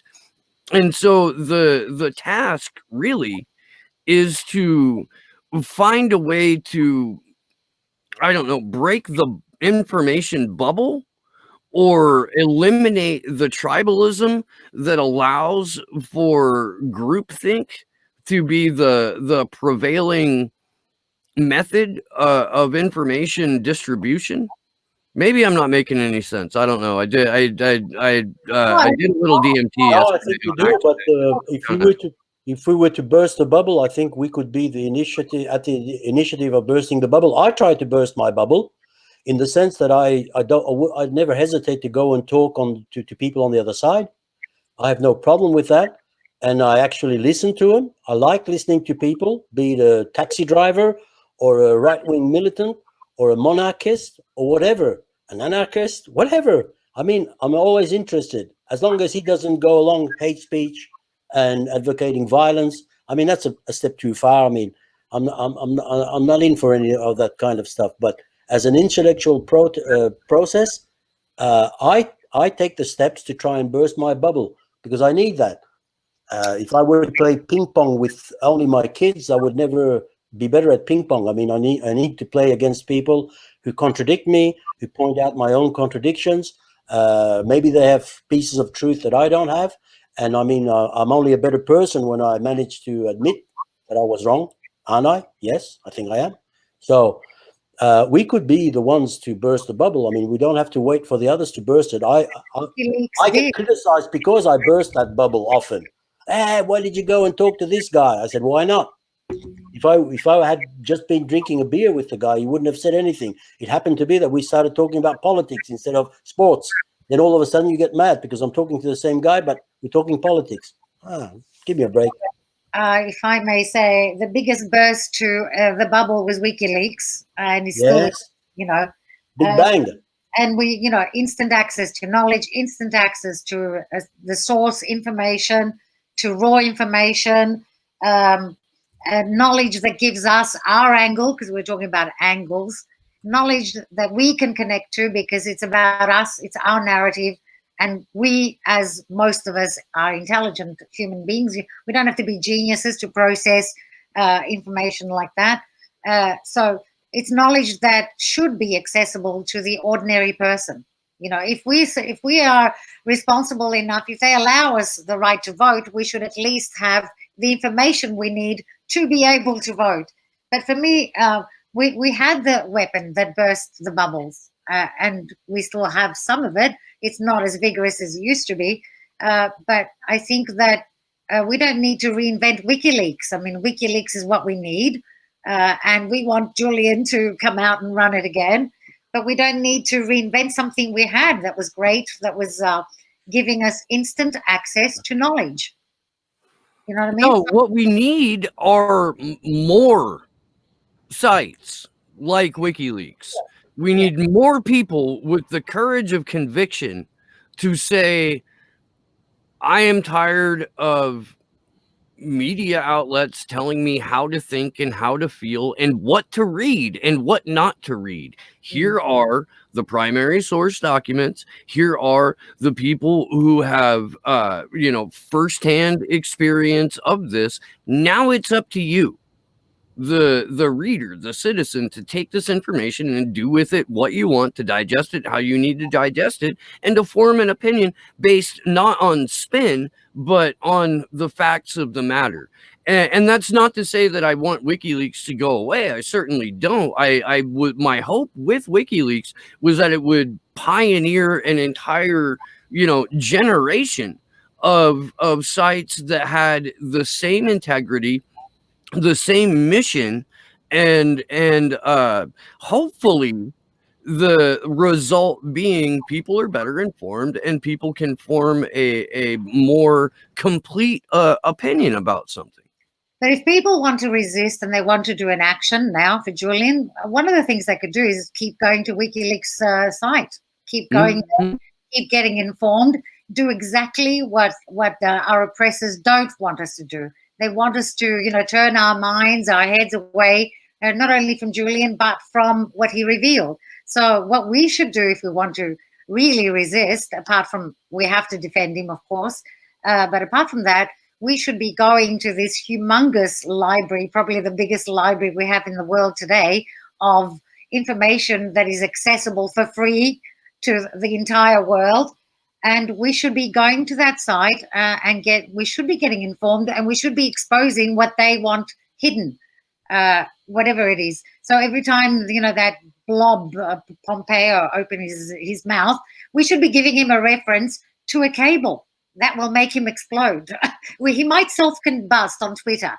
Now, that's a good plan. We don't need to shoot him down, see? We just, give him a WikiLeaks reference. He would Absolutely. He would probably block you. So Whitney Webb was on my show a week ago, I believe, and the subject of Henry Kissinger came up, and she referred to Kissinger as a gigantic blob of satanic jello. Yeah. Now, I feel like Mike Pompeo has also earned that moniker. So I think that we can apply that term to Pompeo without really stepping on Whitney's toes in regard to her summation of Kissinger. I think she'd be okay with that. I'm having her back on the show soon, so I'll be able to ask her that in real time. But I don't think she'd have a problem with that. I think a gigantic blob of satanic jello basically encompasses the entire Five Eyes Global Information Sharing Network and all of the many drones servants to this information sharing network that run around, invading our privacy and stealing our thoughts and then selling our privacy and thoughts to other 3-letter or 4-letter agencies. Gigantic blobs of satanic jello. That's my pep talk for the day.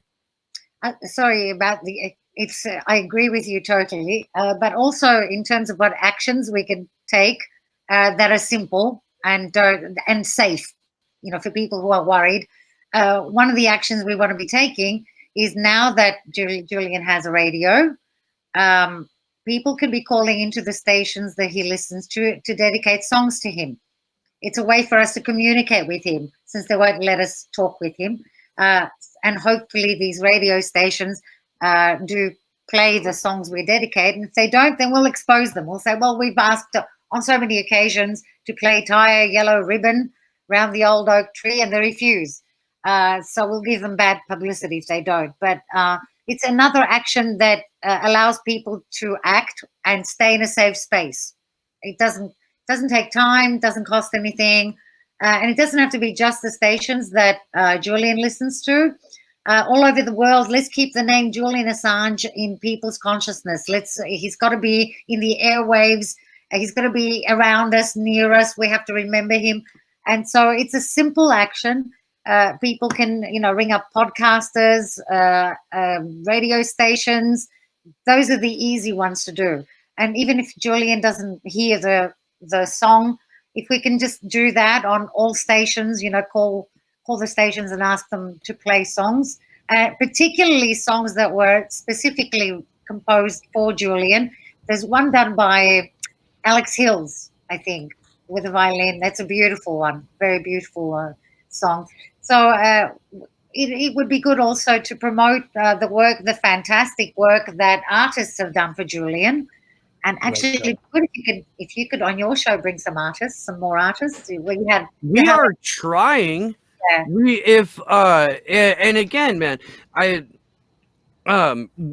Action for Assange is like 5 people, and the people that are in Discord, so like maybe 60 people altogether, and almost all of us have full-time jobs, families, stuff like that.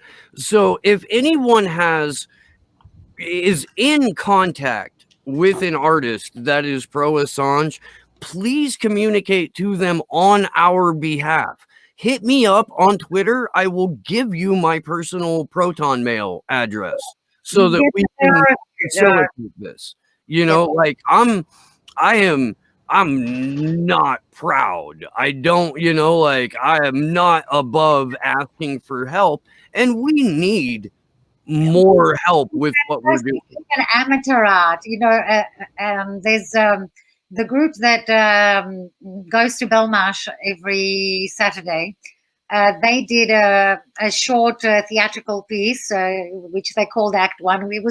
I loved it. It was just, and they're not professional actors, amateurs who put together a little script, which it was fantastic. I'll see if I can find it again. So people are really doing some really creative. That's why I always say on Twitter, be creative, be brave, smile.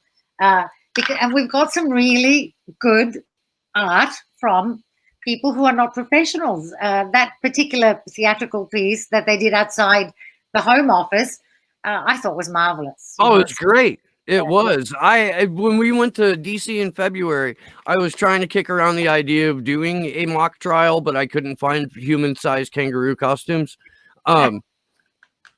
But I feel like that's not out of the scope of reality. I really hope that when we go back in September, we will be able to define our own reality. Unfortunately, the way that we have to accomplish that is through finances and people on the ground. So once again, Action for Assange has a GoFundMe. We are crowdfunding. We are trying to get ourselves back to DC. We have been able to put a deposit down on our accommodations while we're there. We need to double are there no hotels that would sponsor your accommodation? Like, So are there- no, not even a little bit. We have uh, because we're doing what we're doing, yeah, and because of the more or less war zone that DC has become yeah. through the number of protests that have been happening there, hotels are very, very opposed to large groups of activists Yeah, coming people that have in. frequent flyer points. You know, there's all these people with tons of frequent flyer points, and you can use them to get accommodation. Would any of them donate instead of money? They could donate their frequent flyer points. Oh, it's a fantastic idea. I hadn't thought of that. We should make that a part of our pitch. Yeah, ask for things like that. Frequent flyer points. Also, if anyone's willing to sponsor, maybe not the hotel directly, or maybe airlines might be willing, because they're in deep shit right now, right? So they need good publicity. Perhaps be an airline that would be willing to sponsor your accommodation and your travel to DC. So see what you can get from sponsorship. Anything that, anything you can't get in cash, try to get in kind. So sponsorship is the way to go, and frequent flyer points. We'll demonstrate for food. Right. We'll protest for a bag of herb. There are people that give you vouchers that will say, "Come to our restaurant for free." There are people that would do it. Not everybody. Apart from that blob, Pompeo, I'm sure there's lots of people in the States who support Julian. But as we don't see them because there's so much repression. But I'm sure that there are people that would sponsor you, maybe not in cash, and in exchange for a bit of publicity as well, maybe, or who would do it, because it's easier for them to sponsor that way than to do it with cash. There are many ways to get where you want to.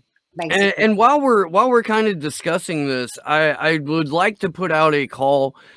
For anyone who is in contact with larger platforms on streaming channels, like if you've got an in with a big content creator, help us get onto that platform, because we've been mostly shut out from the larger spaces on YouTube and other streaming platforms, and I'm not entirely sure that it's all our fault this time. Like, I genuinely don't think that my mouth wrote a check that my body couldn't cash this time. Yeah, no, sometimes it takes a bit of time to get known, but look, I've discovered fantastic programs in America. First of all, I've discovered amazing podcasters, amazing podcasts. I forget the name. There's one run by Veterans Against War, and I forget the name of it. Amazing podcast. Is it Fortress on a Hill? Sorry? Is it Fortress on a Hill? No, that doesn't ring a bell. Okay, that's a fantastic podcast, by the way. That's Danny Schertzen and two other vets. It also had some fantastic music, art, other things. It was very cultural. It was political and cultural. So I used to follow it a while back more, more consistently, and I haven't listened to it for a while. But, I think the States has amazing podcasts, and now pretty good, really good visual streaming, it's a question of getting known. And once you get known by the few key people, then, the rest of them will come on, and it sometimes it just takes a little bit of time, and you need to also allow people to interact. The ones that are the most successful are the ones where there's interaction with the public, because when people watch something live, they want to be able to interact maybe a little bit more than through chat. For example, George Galloway occasionally allows phone calls. People call in, and I think it's good. I think it's he can have a little debate, live. I'm not saying it should happen throughout the 2-hour vigil, but it would be good to have, 10 minutes of people who call in. So, I think you're doing well. I watch your streams.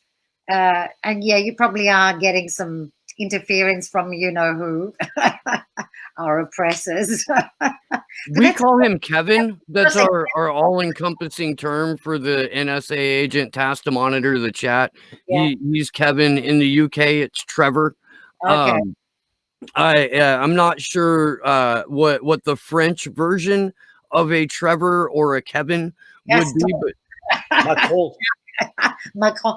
Well, look, you should take that as a compliment, because if they think that they should be watching you and censoring you, that means that your content is good. And the other thing that it means, right? So we know through WikiLeaks disclosures that the intelligence communities specifically target WikiLeaks activists.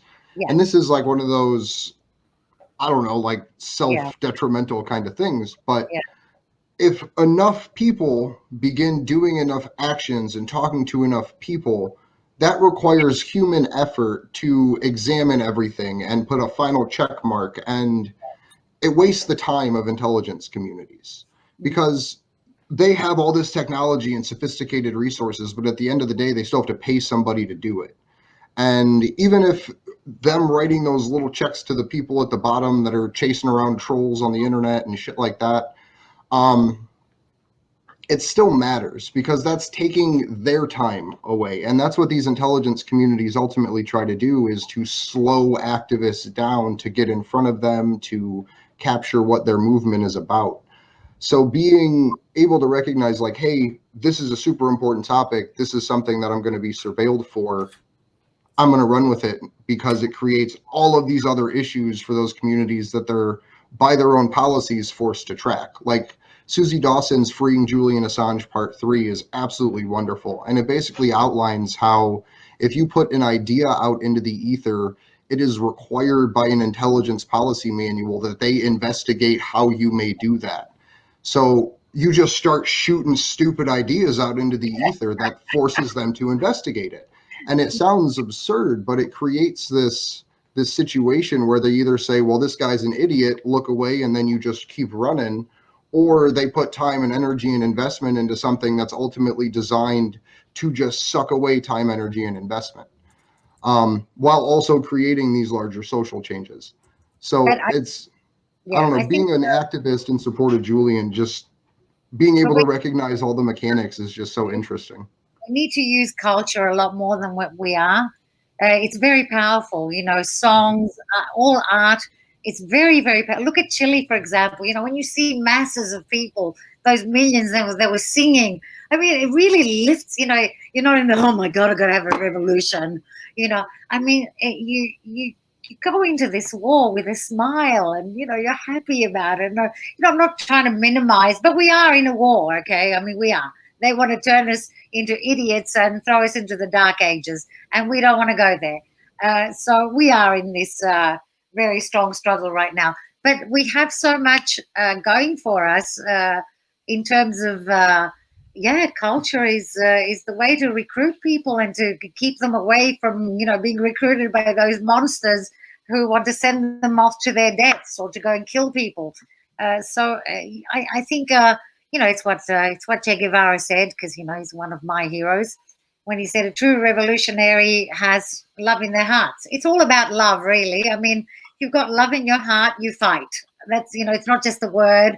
It's not just you know, a sitcom. Love is action, and loving humanity means you fight for that. You know, it's not just something, you know, ethereal or abstract. You know, it's action. And so people who believe in a better life, a better world need to have the courage to get that. You don't just, happiness is not going to drop out of the sky. You know, it's again, you know, we look back to what we've inherited from the past, and you know, since I'm Greek, I always quote Thucydides, one of our historians, that said the secret to happiness is freedom, and the secret to freedom is courage, or something like that. I might have mucked it up now, but anyway, it's all about, you know, what's freedom, what's courage, and that's how you get happiness. You can't be happy when you're a slave.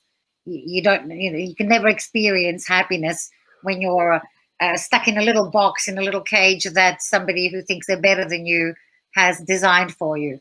So again, see, it all takes us back to, again, We want our WikiLeaks. We want our Julian. We love him. He's our hero. He's our vanguard. And we're going to fight for him.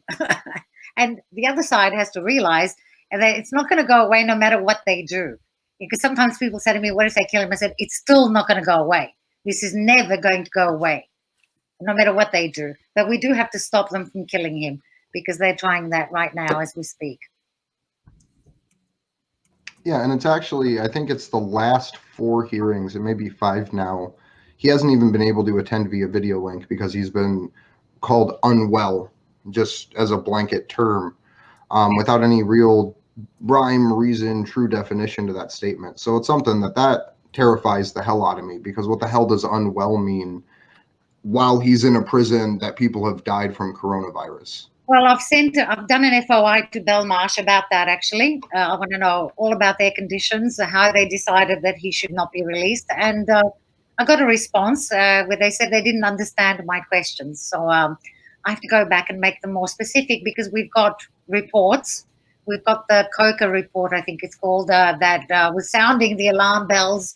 If you read that report, it's serious, very serious. He's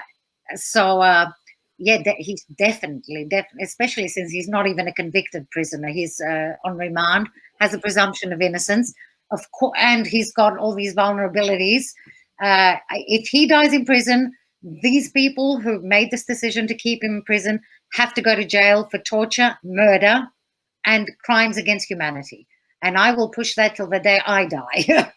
And I hope it doesn't happen soon. But for me, as I said the other time we spoke, this is already a crime against humanity. I can I won't do it now because it's a bit technical.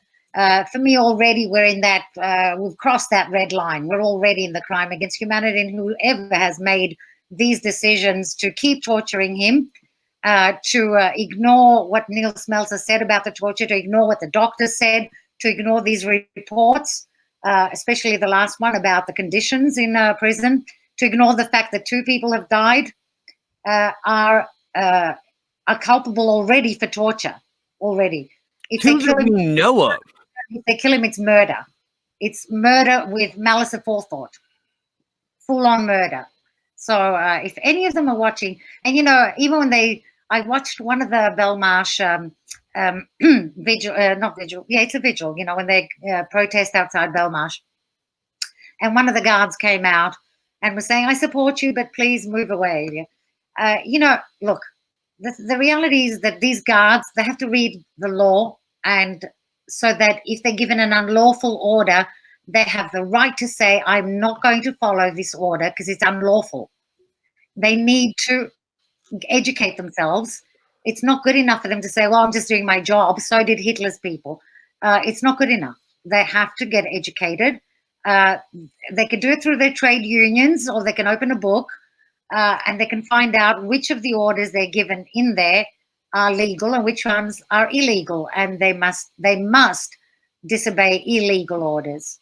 That's such a fantastic point. I've spoken to a number of veterans about what brought about the end of Vietnam, and in conjunction with mass civilian protests, what really pushed it over the edge was individual troops refusing to obey orders that they determined were unjust or unlawful, and individual troops fragging senior officers.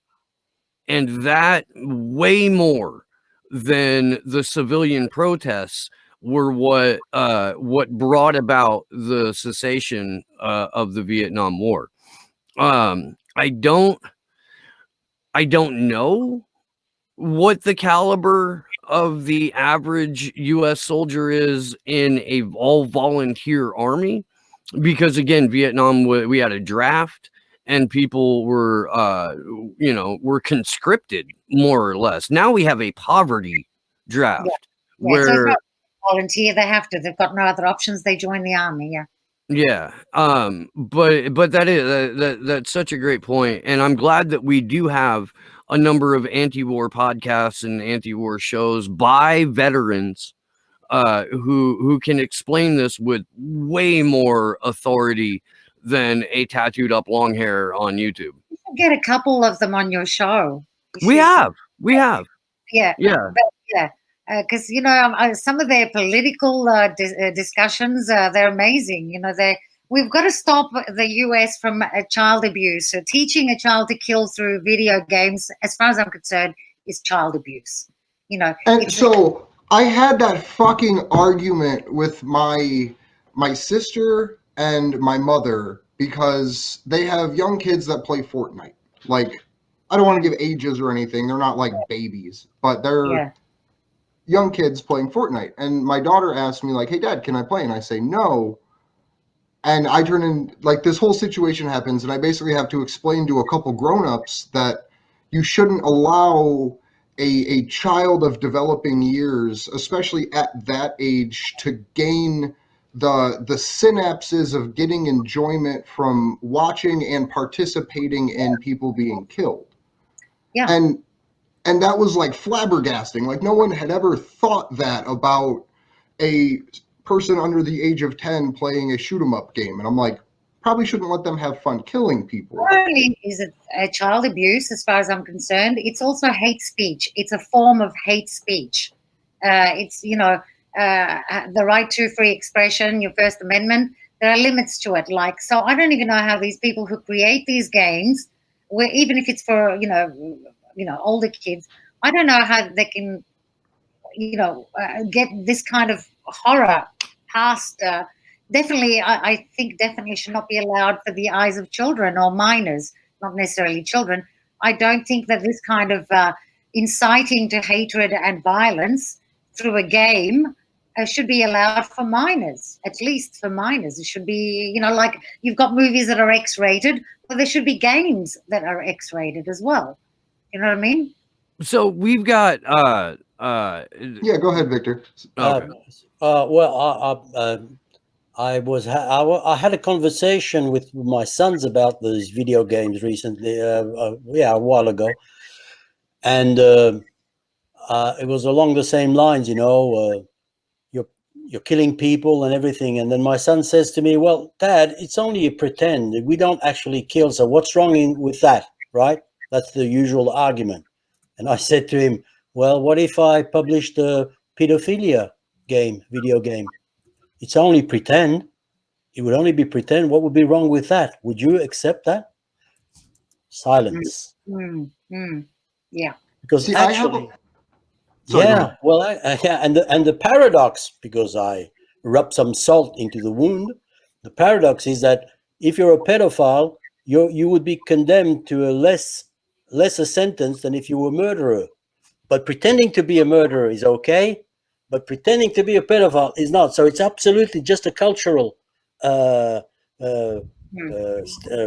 posture. How would you say that in English?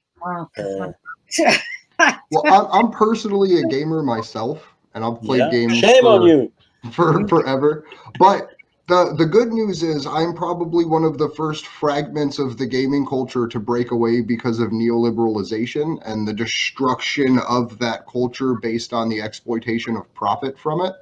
So hopefully within the next decade, more people in there will recognize that the same person that's taking their paycheck away is the same person that's taking their video games away. And then we'll have a really interesting social movement that comes out of there too. I am not a gamer. Well, when video games, you shoot for real. Well, yeah, but I don't shoot people. When I was growing, I'm 42, so when I was growing up, Atari was around, like the first 8 and 16-bit Nintendo systems were around. By the time gaming systems started to get way more technologically advanced and the graphics became incredible and almost lifelike, I had already discovered chicks and LSD. So it was much more important for me to hang out with chicks and take psychedelics than it was to lock myself away in a room and do this shit for hours on end.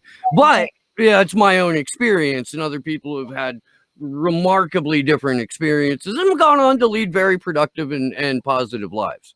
But those games are made to make you react as if you're, they're supposed to addict you. They actually do work on your mind in a way that gets you addicted in the same way that a physical drug would. It's all about the endorphins released when you do something good, the fear or panic released when you do something wrong, and the desensitization to violence. But teaching children to get endorphins by killing, play killing, teaching them to have a high from that, it shows a really sick society. And for me, this is child abuse. And I'm surprised, shocked that the people in charge of child abuse, whatever, who are supposed to be protecting children, have said nothing about this, as far as I know. Maybe they have. But I don't think anyone's made a fuss about it at all. Well, one of the things that have been lost in video game culture, too, is a large-scale organizing and teaching people how to organize. And that seems kind of weird, but in like the original eras of online gaming, even with shoot 'em up and killing people games, you had to build a community of people. You had to find sometimes a few dozen, sometimes a couple hundred. In some cases, it was people getting thousands of players against other thousands of players. And the thing that the video game culture in the recent iterations has done is literally remove all sense of community from video games, to where it's you, your controller, and maybe one or two people in real life that you know, or one or two friends from the internet. Junkies. That's what happens to junkies. Junkies are isolated. They may shoot with other people or whatever they do, but they're isolated. And that's honestly one of the biggest losses, because in those old eras, and this is really like arbitrary and fucking bullshit, but it taught people how to look at the way the system operated relative to them and develop a strategy based on the tools that they had to respond to it. And you would develop that strategy alongside of hundreds of other people to overcome the oppression that the system is designed to push against you. And so I think once those people that think in that way need to find another outlet for that type of expression over the just shoot 'em up dopamine, it's going to be a really weird time in history when people that go from online strategizing to how to reclaim our rights. Well, at least to protect children, at least that, because it's different for an adult to be engaging in this kind of activity. I mean, there's it's different for a child to be getting joy out of this horror. I think it's a way of distancing yourself from reality. I noticed a thing that when people are interviewed after a shootout in the United States, particularly in the United States, but that's practically the only place in the world where they happen, often the witnesses will say something along the lines, "It was like in a film." Since when do you describe reality referring to a film? It's incredible that the mind starts working in that way, as if they're discovering something. And then all of a sudden, these young guys that go to war in Iraq or whatever, they discover that a bullet wound is not like in a movie. You don't say, "Ouch," and you keep on walking when you get a bullet. The fucking thing really hurts, and you're really badly hurt, and you might never recover from it, and so forth and so on. So it's just and the other thing, just to add to that, your friend doesn't come back when he dies. The guy next to you doesn't come back 8 seconds later, and he doesn't have a shield of invincibility. One of the problems with all of this, the gaming and the movies and all that, where people's reality has become the movies and the games. That's where they live. One day they'll get old and they'll have memories of a movie. They won't have their own memories. And you go out with people and they're on their phones. Even ordinary people are no longer connecting and discussing anything that's real. So this is a danger, and it's also a danger with, we have the same problem with words. People say war crimes and doesn't mean anything. Or extradition. And doesn't mean, yeah. For example, now when I talk about war crimes on Twitter, for example, I put up the section in the Statute of Rome that has a list of what these are. So that, it's not just two words next to each other. It's a list of things, acts that are included in this, under this umbrella that describes various war crimes. And so we need to get, not only our narrative back, our language, the meaning of words. We need to protect children from this, this future, because it's going to be even worse for them. It's going to, at least we have, as Julian said, we are probably the last free generation. We are probably the last ones that can react. If we don't, we will very quickly, I think, go back into the dark ages. We've lost civilizations before. It can be done. We had amazing civilizations, pre-Christ era. And very soon after that, they burnt the big library in Alexandria, 600,000 books. Very soon after that, we went into a very long period of the dark ages, with the church controlling what we're allowed to know, what we're allowed to not know. And, you can see that in everything, the art, in everything. Everything just went down the toilet. So it's fragile. Culture, civilization is very fragile. And if we don't protect it, they'll turn us into beasts. So we have to start wrapping up here in a little bit. We've probably got a couple minutes. But to piggyback off of that, as just, I'll put it as like kind of my final thought, I guess. Yeah. The way we're seeing the world transform right now is in line with theology. It's called the religion of science, or pseudoscience. Yeah. Essentially, where it is, science tells you must cover your face, otherwise you sin. And these basic things that are now being rolled out, and science will tell you that you have to stand in this line to get this shot. And all of these other mechanisms that they're going to now use, that were used in the same way the instruments of religion were used to control the masses. And it's literally just whatever colloquialism they put over it to control the population. Yeah, and in an increasingly secular society, the same energy that once went into religion has gone into political identity, and the science is related by the television. Yeah, well, once it was the church that had control of science, and that's what got people like Galileo into big trouble, because he told another truth teller. The fact that he was right, we discovered, the church, I think, admitted he was right quite recently, actually. Galileo. It took them a few hundred years to finally say, well, okay, he was right. The earth turns around the sun. Well, that's part of the scientific method, though, right? Like, they have to make sure that the church can validate all of the information. Yeah, today's church is, it's the ruling capitalist finance capital that is today's church. They decide what science is. It's very politicized. Science is not independent in most countries anymore, definitely not in capitalist countries, I hate to say, because it's all about profits. So the economic model has a lot to do with how truthful science is going to be as well. A few years ago, I read an article, I can't remember where and by whom it was written, but an article that said that in the United States, in the police and in the military, more and more they had problems with the behavior of the policemen and the soldiers, in the sense that they had the tendency to behave the way they saw policemen or soldiers behave in the movies. So they had this idea that this is how I'm supposed to behave, and they were reproducing the behavior of the actors and the fiction, thinking that that was how you're supposed to behave. And it was a problem, because in real life, that's not how you behave. That's not the sound of a real punch in the face, what you hear in the movie. If you've ever been in a fist fight, you know that that's not how it works. You know that it's awfully painful to punch someone in the face, and so forth and so on.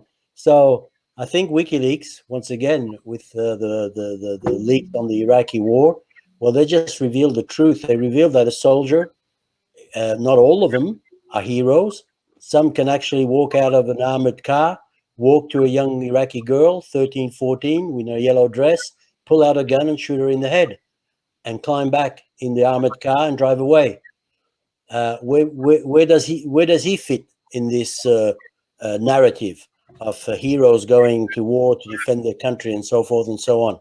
But the people are really focused on the fact that apparently WikiLeaks did the unmentionable, reveal the truth, classified or not. That's it. Do we want to believe in do we want to live in a make-believe world, or is the truth so painful that we prefer to hide from it? I prefer the truth anyhow, however painful. I know I'm going to die. I know. And could we get some final thoughts from you, Nikki, and where people can find you? I'm on Twitter, mainly. I'm on Mastodon. I will put those details again once I get back to Twitter. So on Twitter, I'm Katya. So the little arrow bars thing, what's it called? That's the French Apostrophe. yeah, the little A thing. Sorry. Ampersand. Ampersand. Yeah, I was thinking the French word. Katya, Katya _ compass, like a normal compass. And I think my pinned tweet has my other accounts on Mastodon. I have several, but I generally go to Mastodon and Gibberfish, which is spelled GIBBER fish, and and fish. So, but I generally, when I go to alternative media, will go to Mastodon. Some of my stuff is published on my own website, which is I should have given the link before. Well, my website is also on Twitter. So I generally use names like Dreamtime Aquarium, which comes from a book I wrote. If anyone wants to check out my book, it's about revolution. It was written for young adults. It's a dystopia, utopia. It has a happy ending. The revolution happens and it's won by the people. But I think we need to educate the young. We need to get them thinking. So I write for young and old. So this book is called A Maritime Historica, if anyone wants to check it out. And I would love it if a gamer wanted to turn it into a game, because this is a war towards peace. It's a revolution that takes people to a better place. I've written another book in French, Juste une gifle. It's just one slap, about women, violence against women. I'm taking up a lot of your time. All of this is on Twitter. So I write books, I write screenplays. I wrote a screenplay recently about hacking and lawyers and journalists. So I'm trying to get that produced, but it's a bit of a hot potato because the backdrop is all reality. So in the backdrop, it's not Julian in it, but there are posters of Julian with a mask thing, because the themes are about freedom of the press, lawyers, journalists, etc. So yeah, I've ranted on there, but a lot of that information is on my Twitter handle. I will stop. And where can people find you at, Victor? Well, I basically communicate in French. So if there are any French speakers out there, they just have to look for Le Grand Soir, which is the name of the website and the Twitter account and the Facebook page. Le Grand Soir. If there are any French speakers, they know. Wonderful. Thank you very much. You can find me on Twitter at Andrew Zigmund, Zigmund.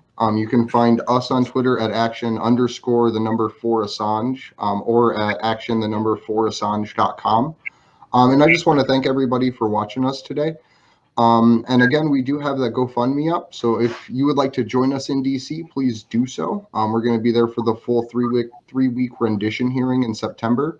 But if you can at least help us circulate the link, it goes a really long way to getting us there and getting all these events we're planning actually organized. Could you publish it on the as a message so I could copy it?